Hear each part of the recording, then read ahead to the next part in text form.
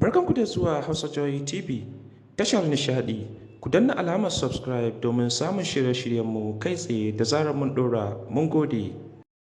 Bayyanar hotunan tsiraici na Fatima Ali Nuhu wadda ta kasance jaruma a cikin shirin fina-finan Hausa ta masana'antar Kannywood kuma ɗa a gurin darakta kuma jarumi a cikin shirin fina-finan Hausa ta masana'antar Kannywood wato Jarumi Ali Nuhu. Ya yi matuƙar tashin hankalin manya-manyan daraktoci da furodusoshi da jarumai maza da mata a cikin masana'antar ta Kannywood. Waɗannan munanan hotuna na wannan jaruma kuma ɗa a gurin darakta a cikin masana'antar Kannywood wato Fatima Ali Nuhu ya yi matuƙar tashin hankalin kafatalin ilahirin masana'antar shirya fina-finan Hausa ta Kannywood. Ku kasance da mu a cikin wannan bidiyo domin ganewa ku ire-iren waɗannan munanan hotunan tsiraici da suka fara bayyana a kafafen sada zumunta na Fatima Ali Nuhu.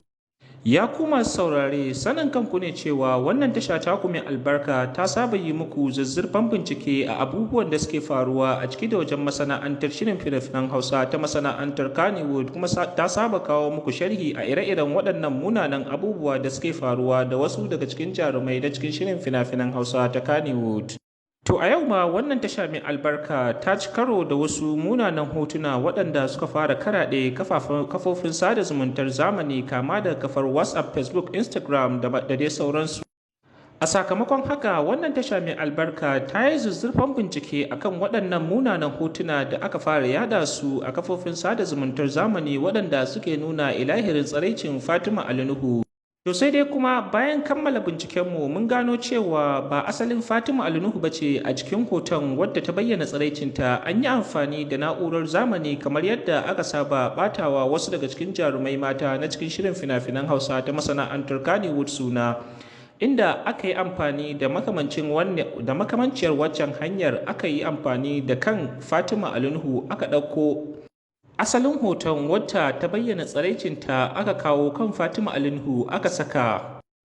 Wannan tasha mai albarka ta yi muku binciken kwakwaf sannan kuma na tsanaki akan waɗannan hotuna da ake yadawa ake kuma danganta su da Fatima Ali Nuhu wadda ta kasance ɗa ga Jarumi Ali Nuhu kuma darakta a cikin shirin fina-finan Hausa ta masana'antar Kannywood. A sakamakon zuzzurfan bincike da nazari da muka yi a kan ingancin wannan hoto da aka fara yadawa na Fatima Ali Nuhu, mun gano cewa an yi amfani da na'urar zamani ta PixArt inda aka cire ainihin fuskar wadda ta bayyana tsiraicinta.